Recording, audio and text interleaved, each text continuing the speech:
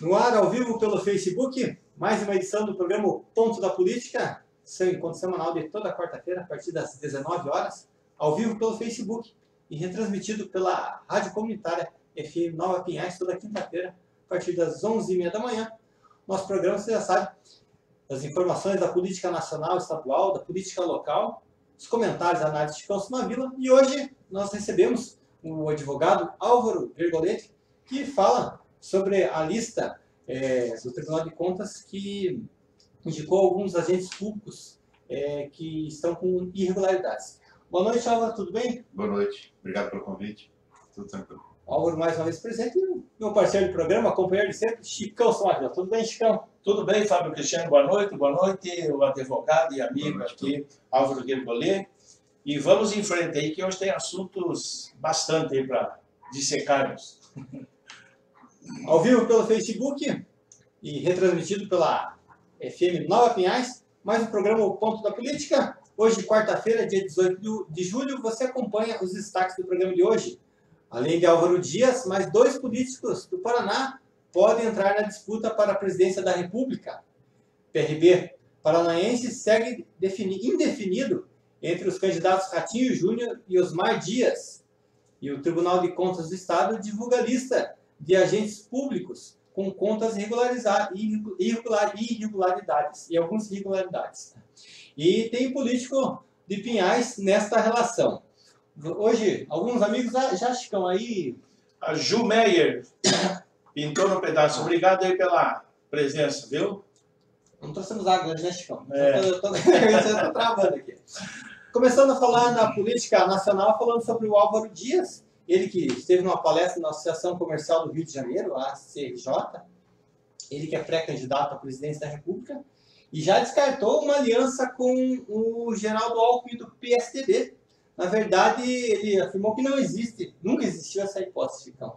Pois é, você veja só, o tempo se esgotando, né, os partidos correndo atrás de acertos e tudo, e é evidente, o Álvaro não iria, nessa altura do campeonato, aceitar uma vice do Alckmin, que também não sobe nas pesquisas, né? Está sofrendo bastante lá para conseguir angariar um eleitorado, enfim, ele foi governador de São Paulo, etc. e tal, né? E o Álvaro Dias, por sua vez, está trabalhando aí com a hipótese de fazer alguns outros acertos, que não o PSDB, mas também saiu comentários na imprensa aí, que, se eu não me engano, o blog do Noblar, que o Álvaro Dias poderia desistir de concorrer à presidência e partir para a disputa do governo do Estado. O que eu acho muito difícil nesse momento, porque o PDT também já está aí com a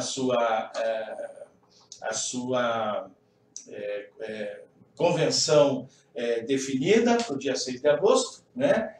E as coisas vão se encaminhando. Eu acho que o Álvaro Dias está tentando, por outros caminhos, conseguir um apoio de outros partidos que não sejam o PSDB do Alckmin.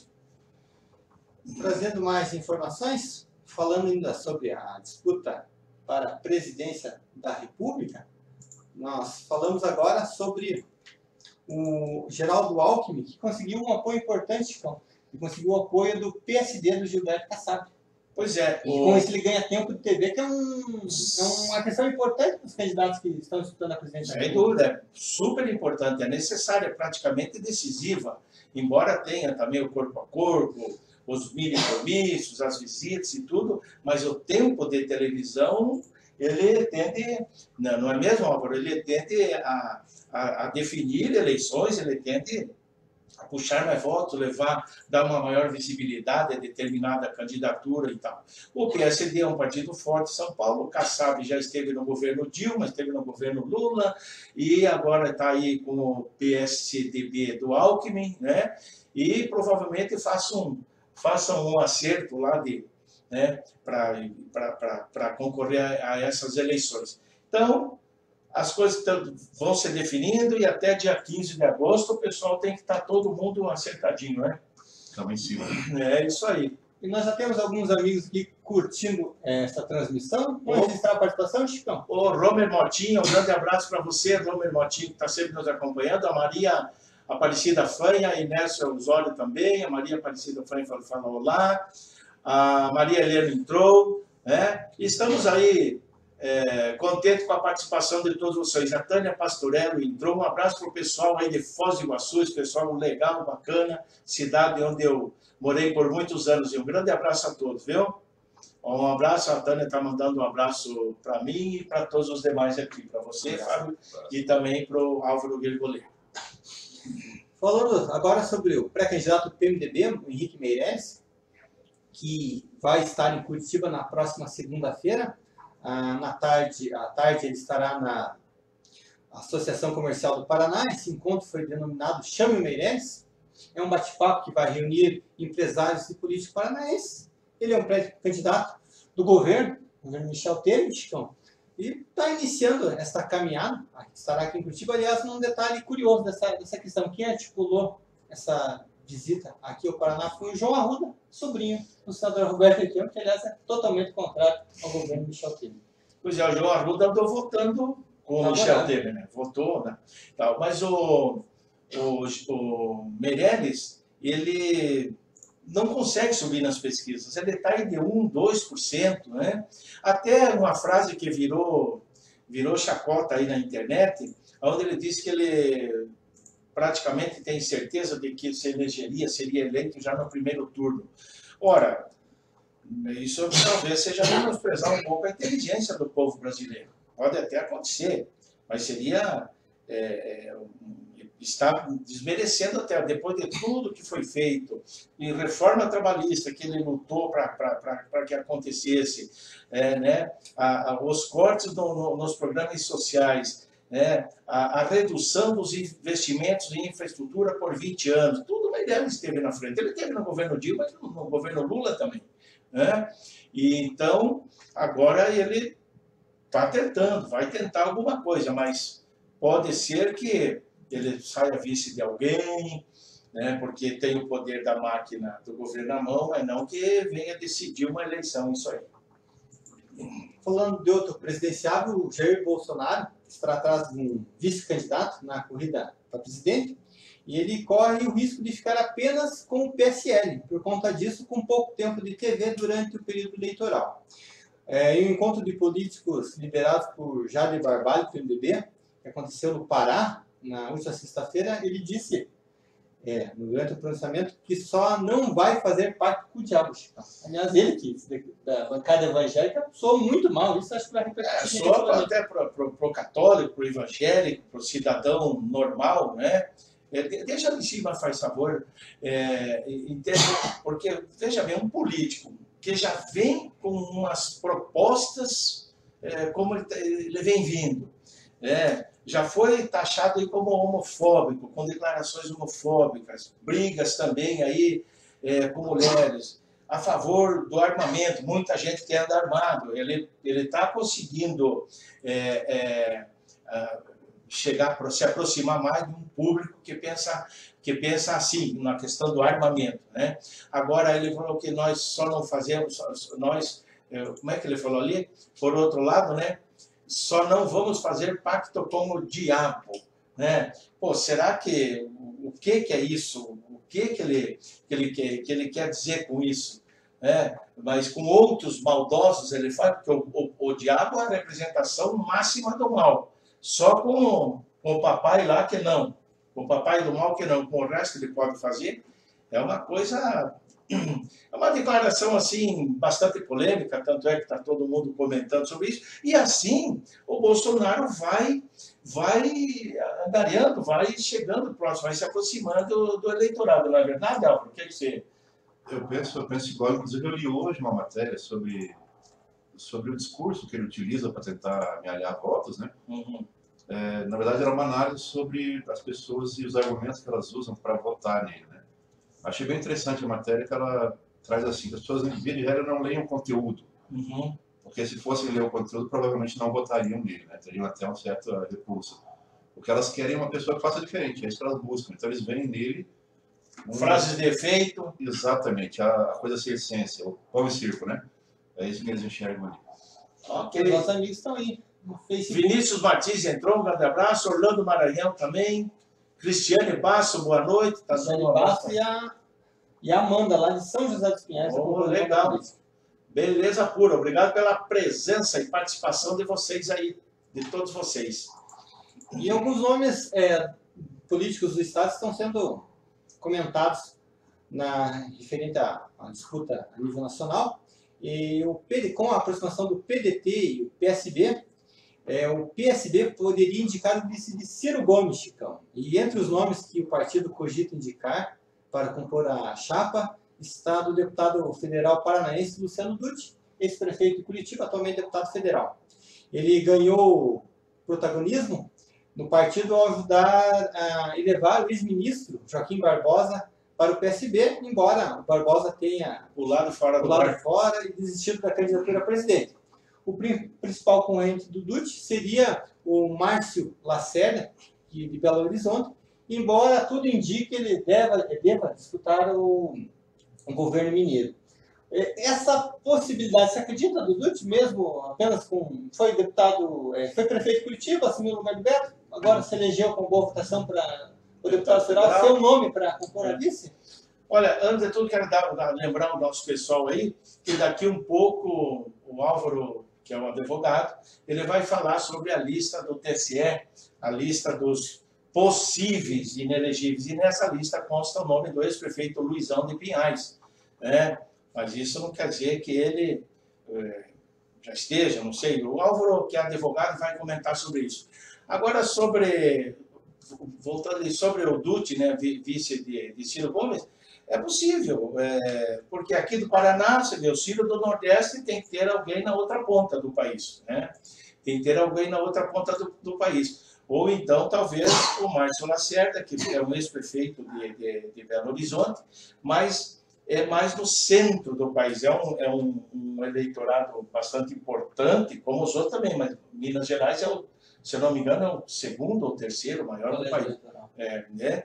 Mas é possível que essa aliança possa ser feita com o Dutti, uma vez que está aqui no Paraná, e para entrar aqui no Paraná com o Dutti, na região metropolitana, em Curitiba, na capital e na região metropolitana, né, que tem aí 2, 3 milhões de pessoas, né? Até nesse caso, então, dividiria o próprio eleitorado do Estado. Sem dúvida, sem dúvida. Se o PSB abrir mão ou autorizar que o Dutti seja parceiro do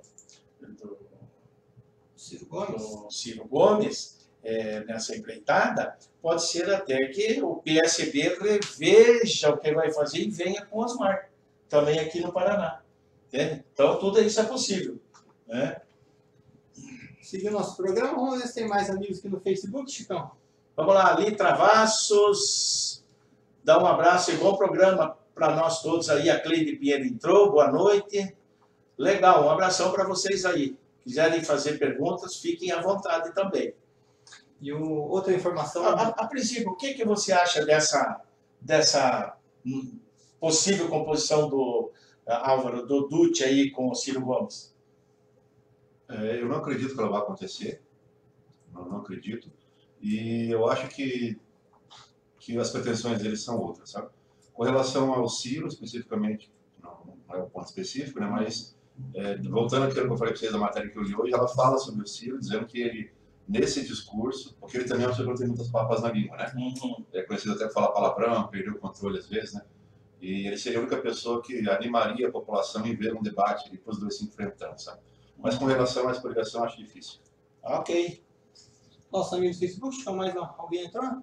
A Cleide Pinheiro, que nós falamos aí, é que nós temos que avisar também o nosso público que, em decorrência do delay, né, do tempo de transmissão, às vezes tem perguntas ou tem participação que atrasa, ou nós só vamos acabar vendo após o término do programa, né? Isso acontece, é um problema de transmissão. Até a Rede Globo, vocês podem ver a Rede Globo, está lá o repórter do estúdio falando lá e tal, pede para o repórter de campo transmitir, demora sempre 5, 6, 7 segundos. Imagine nós aqui que somos amadores, né? Roberta Michiati. Um grande abraço para você, Roberto. Obrigado por participar conosco aí. Roberta é conselheira, ela é fiscal do Conselho Regional de Serviço Social. Oh, legal. É servidor da prefeitura. Muito bem, muito obrigado pela presença aí, Roberto. Lembrando a todos que o nosso programa é retransmitido pela FM Nova Pinhais, toda quinta-feira, a partir das 11h30 da manhã. Você acompanha pelo rádio, no prefixo 98.3, ou pela internet, no site fmnovapinhais.com. A gente segue falando da disputa pela presidência da República, e o Ricardo Barros lançou seu nome como pré-candidato à presidência na última quarta-feira, semana passada. Em nota aos colegas do partido, ele disse que coloca o seu nome à disposição num gesto de desprendimento. Nas palavras dele, tenho consciência que estamos próximos da decisão, mas também sei que há uma oportunidade de ocupar o espaço que ainda é procurado por diversos partidos que buscam uma candidatura de centro para apoiar. Lembrando a carreira do Ricardo Barros, ele foi ministro da Saúde até abril no governo Temer, e até hoje foi deputado federal, tentou concorrer uma vez ao Senado em 2010, mas não se elegeu, agora fez uma boa Esteve votação. também no governo Lula e no governo Dilma. Dilma, líder dos dois governos, né? E pelo que ele demonstrou, acho que falou na mídia, ele quer demonstrar que é um candidato do centro, tentar unir o centro. Será que isso é possível? Não o nome dele? Olha, a direita ela está encontrando dificuldade em firmar o pé com o candidato. Está difícil. Quem candidato da direita que tem aí? A esquerda teria o Lula, mas o Lula é uma incógnita. Não se sabe se sai, se não sai. Muito difícil que ele vá disputar essas eleições. Mas tem o Ciro Gomes, que vem do partido do trabalhismo, né, da linha brisolista, que pode se colocar aí como centro, né? Não seria um partido dito de esquerda, mas pode trazer os partidos de esquerda, PCdoB e outros, para junto dele, né? Então, o Ricardo Barros, evidentemente, ele aproveita colocar seu nome, enquanto isso seu nome fica na mídia, fica aparecendo, sendo comentado pela mídia alternativa, pelos grandes jornalões, enfim.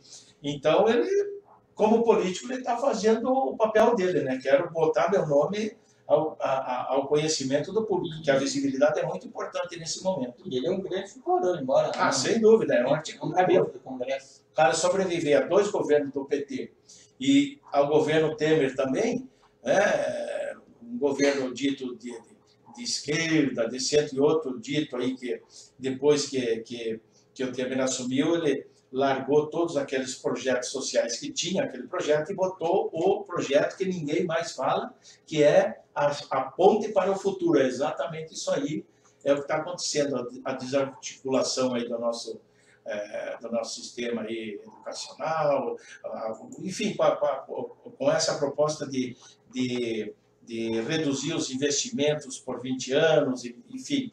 Então, ele é um articulador, sobreviver a esses governos. Mais amigos aqui no Facebook, Chicão. Vamos lá, quem temos ali? O Paulo Loureiro, Paulo da Contabilidade. Passarinho, também o Passarinho é candidato a deputado federal pelo PSL aqui no município de Pinhais, né, Passarinho? Um grande abraço para você, para o Paulo Loureiro também. Dani Assunção, boa noite, amigos. Quem seria a pessoa mais preparada para representar Pinhais na Assembleia entre os pré-candidatos?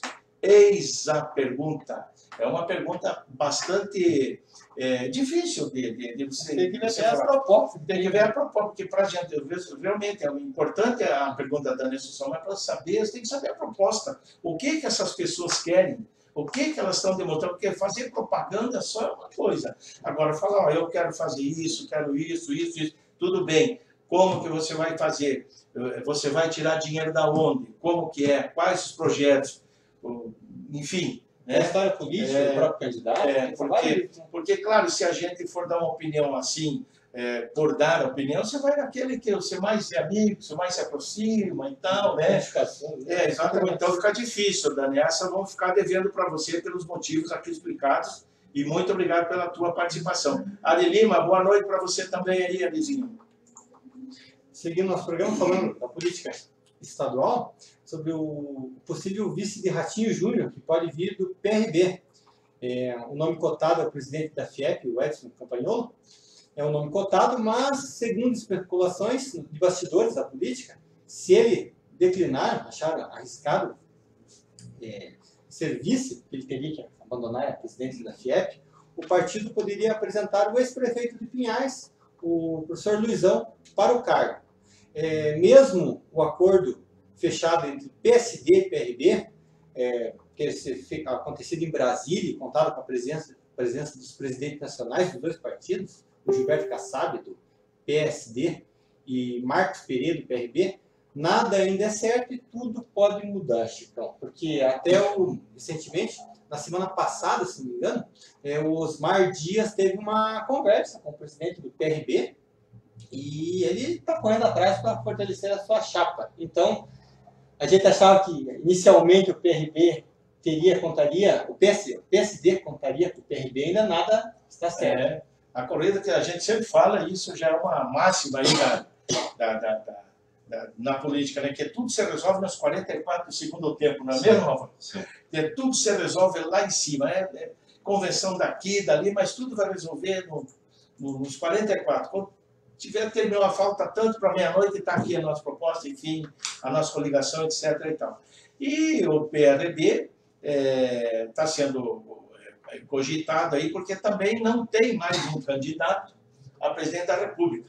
O Flávio Rocha, que era o candidato do PRB a presidente da República, pulou fora, porque queimou a língua várias vezes, apoiou abertamente a reforma trabalhista aí, que ferrou com o trabalhador. Alguma coisa tinha que ser feita, evidentemente, mas da forma que foi, principalmente com esse trabalho intermitente, onde não é verdade, Álvaro, onde o empresário, o cidadão pode, não, vou ter que contratar por 2, 3 dias, enfim. Então ele viu que não dava para ele, que ia passar vergonha, pulou fora. Então agora as negociações estão aí, né, os partidos correndo atrás, porque sigla é sinônimo de quê? Partido coligado é sinônimo de quê? De tempo na televisão. Sim. Só um adendo que, não sei se vocês ouviram também, que houve já, inclusive, a fake news com relação ao vice-presidente, ao presidente da FIEP. Assim que anunciaram a possibilidade dele ser o vice, saiu notícia de que ele estava fazendo desvio dentro da FIEP, que estaria respondendo a um processo ali dentro. Tudo fake news. A própria FIEP emitiu nota desmentindo a informação, mas essa informação que chegou a sair foi bastante veiculada. Você veja só, importante isso, falou da fake news. Realmente é um problema sério. Eu falei outro dia aqui, falo de novo, é falta de caráter de quem posta uma fake news. Porque às vezes, estava vendo ontem, inclusive, novamente, no Jornal da Cultura. O assunto era esse também, né? Sobre fake news. E as pessoas esclarecidíssimas, pessoas com intelectuais passando esses quadrinhos, essas matérias falsas, e uns sabendo, às vezes, que não, eu sabia, mas eu passei por passar e tal, e tal, e tal. Então, a fake news vai ser um problema sério. É um problema seríssimo, já está sendo um problema sério, tanto na vida particular das pessoas, como na vida profissional, como na vida pública. Na vida pública é pior ainda. Fake news é o que mais tem. Fake news é o que sai bastante, denegrindo o caráter das pessoas, falando mentiras. Então a gente tem que ter, e bem lembrado, foi bem lembrado você, Álvaro, que você lembrou aí, do Campagnolo, que recebeu, que foi atacado, né? Ou foi por esse pecado que é a fake news. É bom que isso seja esclarecido, que o que falaram sobre ele é mentira. Nosso amigo aqui do Facebook, estão 2 mensagens aqui, o Romer Motinha e a Dani Assunção. Opa, vamos lá, Antônio Florencio Brandão.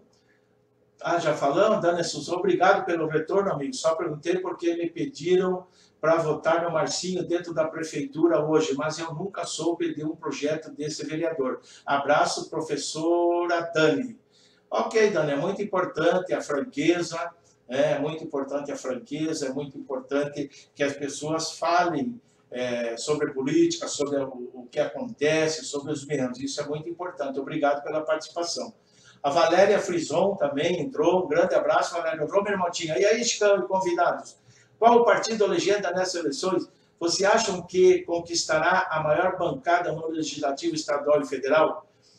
É o que nós acabamos de falar aqui para a professora Dani Assunção Romer Matias. Você, como cientista política, sabe tranquilamente, né? E fez uma pergunta bastante pertinente assim, e bastante apimentada. É um pouco difícil a gente, não é verdade, a gente saber qual o partido, é aquele partido que trouxeram uma melhor proposta, né, o que conseguir de uma forma ou de outra chegar mais próximo do eleitor. O que você acha? Eu acredito que nesse caso que tu está se referindo, eu acredito que o grande resultado do PSD e do PSC, do Ratinho Júnior. Eu acredito que essa pode pode ter uma grande, mas você vê que na eleição passada, o Ratinho saiu junto, né, fez 300 mil votos, fizeram 2, mas com certeza deve ser um dos primeiros que vai fazer uma boa margem. Olha aí, o Fábio respondeu a tua pergunta, e eu tenho lá minhas dúvidas, ainda não sei te dizer sinceramente. E você, Álvaro, tem alguma? Não, eu também acho que está indefinido. Ok, Ivo Gamarra entrou. Um abraço aí para o Ivo Gamarra. Tá? Servidor da prefeitura também. Servidor da prefeitura. Um grande abraço para você, Ivo. Obrigado aí pela presença virtual. A gente segue nosso programa falando agora da lista do Tribunal de Contas. O presidente do Tribunal de Contas do Paraná, o Durval Amaral, ele, nessa segunda-feira, entregou ao presidente do TRE, o desembargador Luiz Taro Oyama, a lista que é composta por mais de 1.600 registros sob a responsabilidade de mais de 1.000 agentes políticos que tiveram contas desaprovadas pelo tribunal num período de 8 anos e com trânsito em julgado da decisão, não cabendo mais recurso no âmbito administrativo. A entrega da relação à justiça eleitoral atende à lei da inexigibilidade e da ficha limpa, a lei eleitoral, lei estadual, e esta medida contribui para a análise pela Justiça Eleitoral dos pedidos de registro de candidatura à eleição de outubro. O prazo para o registro das candidaturas é até 15 de agosto. Nas palavras do Durval Amaral, essa decisão pela irregularidade das contas foi tomada pelo tribunal após o exercício do amplo direito da defesa dos interessados, inclusive com o esgotamento dos recursos previstos na nossa lei orgânica. Após a entrega da lista da Justiça Eleitoral, é possível a retirada de nomes por decisão do próprio TCE ou do Poder Judiciário. Álvaro, como é que você vê essa questão dessa lista ser entregue? Qual que é a importância dessa medida para o nosso processo eleitoral? Só esclarecendo, ali fala da lei da inexigibilidade. Né? Essa lei é a lei complementar 64. Tá? Estou com a minha colinha aqui, claro, para não vai lembrar todas essas leis. Né? Exato. O que essa lei fala? Ela fala assim, o artigo 1º da lei, inciso 1º e inciso G e I. Eles falam o seguinte, que é inelegível todo candidato que tiver as contas rejeitadas por irregularidade insanável ou então que não tem mais possibilidade de recurso no processo. Tá? São esses 2 requisitos para a pessoa ficar inelegível. Uhum. Isso é dito pela Lei Complementar 64, que é a lei da inelegibilidade, e a Lei Complementar 135 também é a famosa lei da ficha limpa. Né? Uhum. Também pelo TSE, é dito, pelo TRE e pela lei eleitoral. E é o que aconteceu. Toda essa lista com os 1.600 nomes são pessoas que tiveram todos os recursos analisados e que saiu um acórdão de um colegiado dizendo que a pessoa realmente praticou aquilo, inclusive no caso que a gente vai falar hoje, que teve aplicação de multa, e não cabe mais recurso administrativo. Na área administrativa não cabe mais. Uhum. Então, se não cabe mais recurso, se adequa ali ao inciso G da lei e diz que a pessoa está inelegível por 8 anos, porque não pode mais recorrer. Álvaro, é o seguinte, tem a lista aí, né Fábio? Pra gente Isso, legal. É o seguinte, sobre a questão do ex-prefeito de Pinhais, o Luiz Goulart Alves, que está aqui como os embargos, embargos de declaração. O que quer dizer isso? Como que está essa posição? O que pode acontecer? Tá. Essa palavra embargo de declaração ela ficou bem conhecida do público em geral, né? Os embargos eles se prestam quando você tem uma sentença judicial ou uma sentença, no caso aqui administrativa, né? Uhum. A tentar esclarecer obscuridades, contradições, informações que não foram analisadas. mas ele não tem o condão de alterar a decisão. Perfeito. Isso foi muito falado no caso do Lula, que depois que ele foi condenado em segunda instância, ele entrou com embargos. Perfeito. E antes de se julgar os embargos, ele foi preso. Aí eles alegaram que não havia terminado o processo, que ele estava com embargos. Entretanto, a justiça entendeu que não, que já tinha sido feita a decisão, e ela não iria mudar por causa dos embargos, né? E acabaram executando a prisão dele. Nesse caso aqui é idêntico. Os embargos eles se prestam a tentar, de alguma maneira, resolver algum tipo de obscuridade, contradição. É um remédio jurídico muito utilizado, via de regra, para você ou postergar o processo ou realmente achar ali o que está de errado na decisão que foi tomada. Você falou que assemelha-se, assim, ou parecido, não está dizendo que é igual, ao caso do Lula.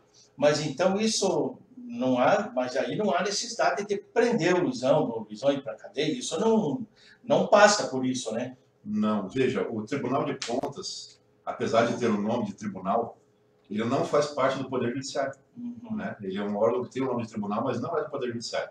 Ele é um órgão do Poder Executivo, inclusive a nomeação dos seus conselheiros é vitalícia e feita politicamente. Né? Uhum. E o que eles fazem é uma análise técnica das contas. Então eles verificam se tudo que foi feito está de acordo com o que a lei determinou. Tá? E ao final eles fazem um relatório dizendo se a conta está aprovada ou não, se passou ou não, e a pessoa tem direito à defesa e contraditório. E no final desse processo administrativo é que chega-se a esse ponto que ficou hoje o processo do Luizão. Ele foi certificado o trânsito em julgado dele no dia 30 de novembro do ano passado. E começou a valer a inelegibilidade dele a partir de 1º de fevereiro desse ano até o dia... Mas ele está inelegível, então? Pelo TSE, Tribunal de Contas do Estado. Entretanto, esse caso foi analisado no ano de 2004 até 2008 pelo STF, por alguns prefeitos que entraram com recursos especiais lá no tribunal, no STF, situações análogas, idênticas. Eles estavam argumentando o seguinte, que como o TSE não é um tribunal e não faz parte do judiciário, não cabe a ele dar a palavra final. É aquela história, tudo acaba no judiciário, né?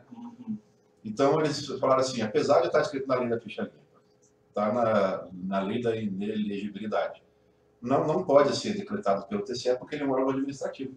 Ele não tem poder de fazer essa decisão. E recorreram ao STF. Daí foram 2 recursos. Foi o recurso extraordinário 848-826 e o 729-744. O que o STF entendeu à época? Que só quem poderia tornar inelegível o candidato, mesmo com as contas reprovadas, apesar da lei, assim, ao arrepio da lei complementar 64/135, seriam os vereadores.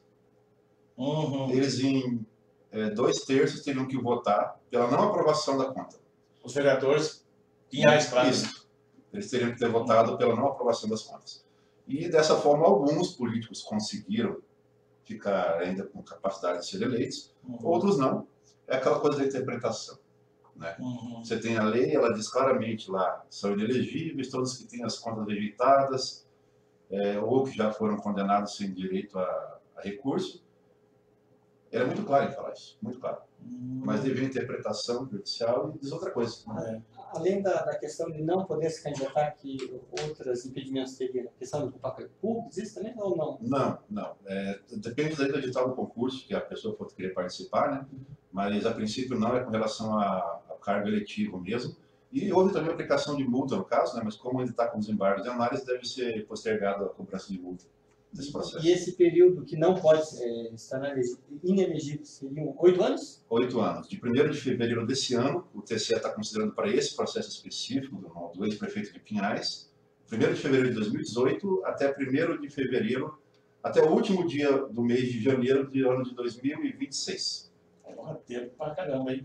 Uma pergunta, você falou que os vereadores poderiam ter votado ou não, entendi assim, mas não cabe a essa Câmara, essa atual gestão da Câmara Municipal, tomar alguma decisão de votar alguma coisa a favor ou contra as contas do Luizão? Ótimo que você me perguntou isso, porque isso foi uma discussão que teve lá no STF na época. Como é uma casa legislativa, ela atende alguns interesses políticos, acontecia, e não raramente, do prefeito ter um apoio político muito grande na Câmara daquela cidade, e mesmo estando inelegível pelo TSE, ele recorria aos seus pares ali na Câmara, e eles ou não votavam, para se eximir, né? Porque ele também não queria consignar o nome dele, aquele malfeitio, ou então simplesmente votavam para aprovar as contas. Tá? No caso de não votarem, a demora foi discutida lá. A questão era, se demorarem em votar, a pessoa vale o que o TCE falou ou não? Né? Perfeito. Isso não foi, essa segunda parte não foi resolvida. Não foi São aquelas discussões mal resolvidas do STF, sabe? Então, é por isso que existem interpretações diversas para o mesmo tema, tá? Perfeito. Então, só para completar, deixar um entendimento maior ainda para a gente mesmo, para o nosso público. Então, o caso do Luizão e do Lula é praticamente a mesma coisa. Guardadas as proporções. Claro, um é a área criminal, né?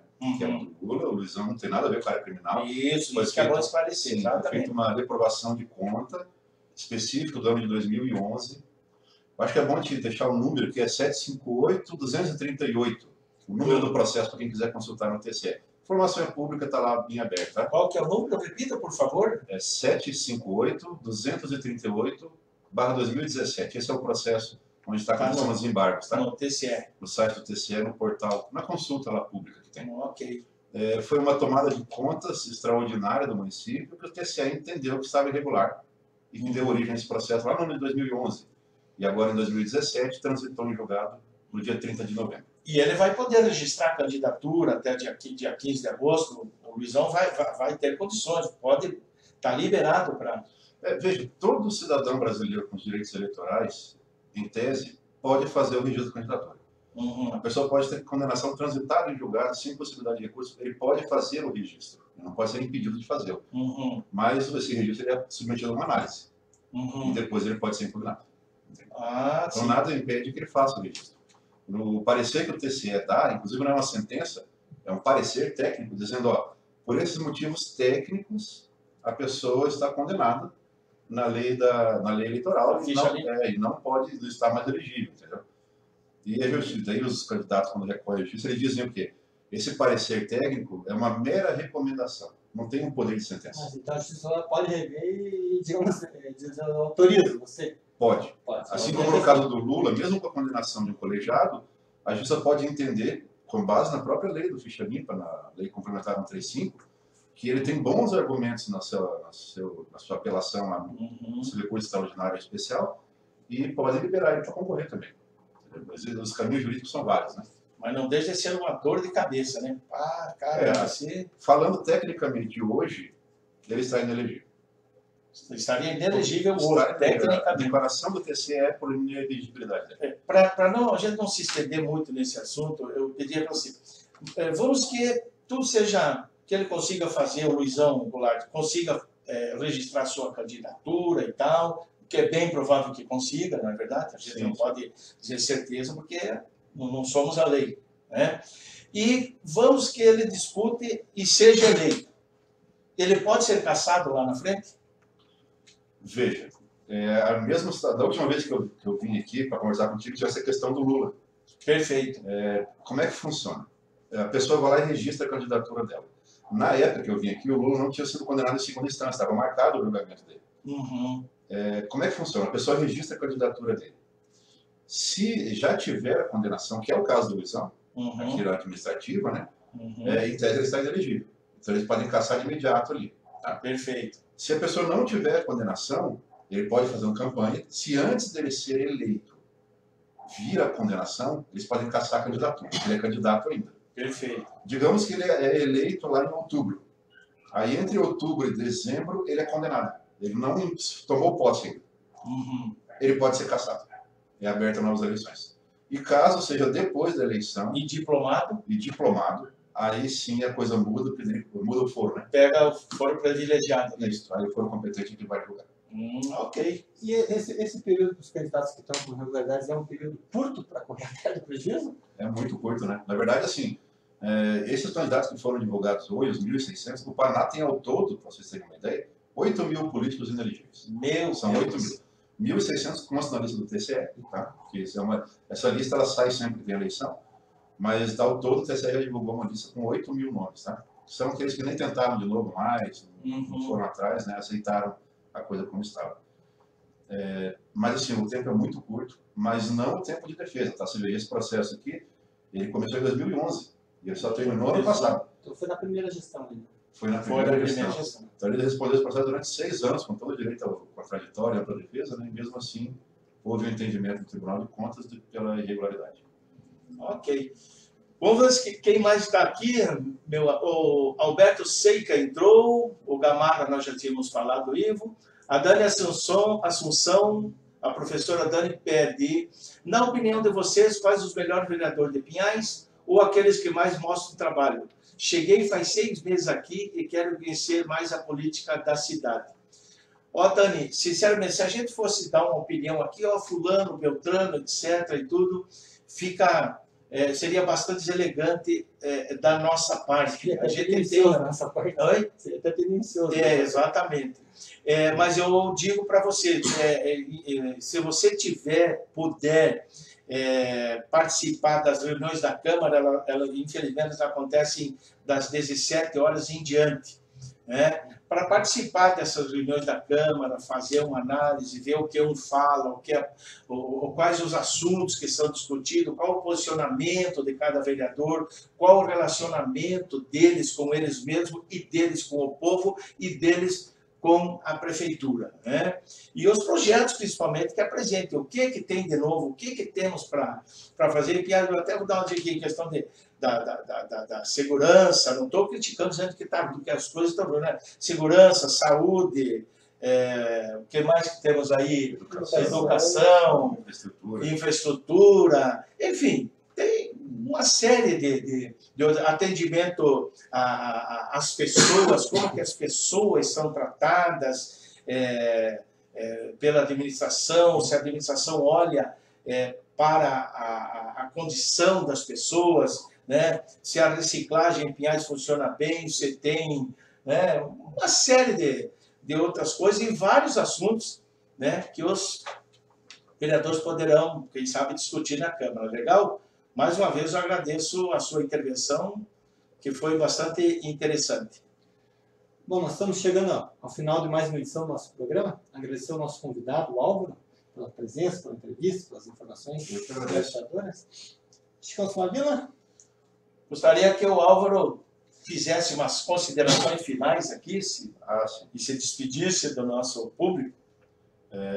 Só quero trazer algumas atualizações para vocês, porque como fui eu que trouxe a notícia em momento anterior, queria atualizar vocês e até o público de vocês sobre aquela operação Iceberg, lá da Santa Catarina. Ah, perfeito. Teve uma audiência dela no dia 16, 41 réus, 25 vereadores, não tinha espaço no fórum, então eles pegaram a sala do Tribunal do Júri. Qual cidade foi? Tijucas, né? Que envolve o secretário de governo aqui? Isso, daí eles tiveram que abrir a sala do Tribunal do Júri lá para poder receber todos os acusados, né? Mamãe, vai até alugar um barracão quase, né?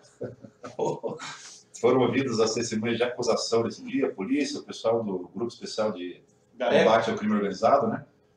Então, esse está nesse ponto.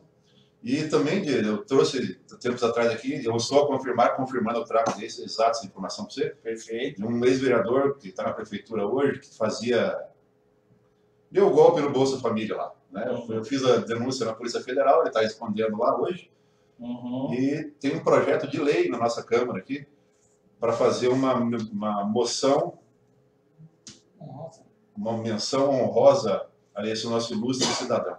Mas isso se confirmando, eu trago a informação para vocês completa. Ok. E eu vou me despedindo aqui, agradecendo ao Fábio, nossa parceria vem de anos já, né? Antes na rádio FM Nova Pinhais, exatamente. E também agradecendo a você ter aceitado o nosso convite, Álvaro, né? E acredito que foi bastante esclarecedora e sem tendencionismo para nenhum lado, etc. E tal. E isso é muito importante. Eu agradeço a todos e até quarta-feira que vem. Mais uma vez, obrigado a todos e até quarta-feira que vem, com mais um programa O Ponto da Política. Só deixa eu falar, o Robson Fernandes, fala, doutor Álvaro. Estão te mandando um abraço, o Robson Fernandes. Grande pessoa. Valeu, um abração a todos aí. Obrigado, pessoal. Até semana que vem com mais um programa O Ponto da Política.